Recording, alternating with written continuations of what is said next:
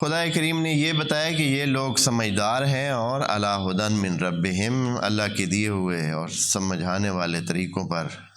کی وجہ سے ان کو سمجھ آ گئی ہے، راستہ ان کو پتہ چل چکا ہے ان متقیوں کو۔ اور پھر کیا ہو گیا اللہ اگر سمجھ آ گئی اور یہ اس طرح انہوں نے یہ مسئلے حل کر لیے ہیں اور اپنی خصلتوں کے مالک بن گئے، تو فرماتے ہیں وَأُولَٰئِکَ هُمُ الْمُفْلِحُونَ، یہی تو ہیں جو کامیاب لوگ ہیں، یہی تو ہیں جو پھل پائیں گے اپنی زندگی کا۔ مفلح، یہ جو فلاح ہوتا ہے نا، زمین کو پھاڑ کر اس سے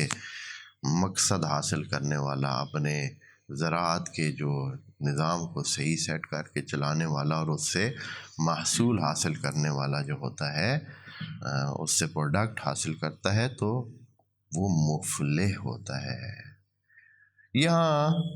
قاعدے کے مطابق، جو نحو کے قاعدے آپ دوست پڑھے ہوئے ہیں اور پڑھتے ہیں، تو یہاں اولئک المفلحون بھی کہہ سکتا تھا خدا کریم، کلام میں اولئک المفلحون بھی آ سکتا ہے، اولئک المفلحون، اولئک مبتدا اور المفلحون خبر، لیکن یہاں ہم المفلحون کہا گیا۔ ہم، جب آپ جانتے ہیں کہ جب اس کو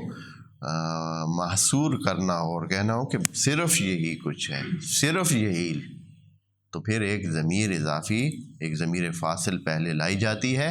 ضمیر فاصل ابتدا میں لے آ کر یہ بتانا ہوتا ہے کہ یہ جو بات ہے صرف ان کے لیے،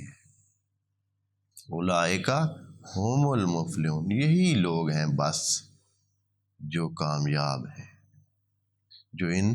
خصلتوں کو، یعنی جو ہدایت پا گیا وہ کامیاب ہے۔ جب انسان کو راستہ پتہ چل گیا اور وہ راستے پہ چلنے کی کوشش بھی کر رہا ہے، تو پھر کامیابی اس کے لیے فکس ہے اور وہ حتماً کامیاب ہی ہوگا۔ یہ آیت کا یہ جو حصہ تھا، یہ تقریباً پچھلے اس جو مجموعہ 3-4 آیات کا تھا اس کے ساتھ مربوط تھا۔ 4 آیات جو پہلی تھیں اور متقیوں کے بارے میں یہ بات تھی،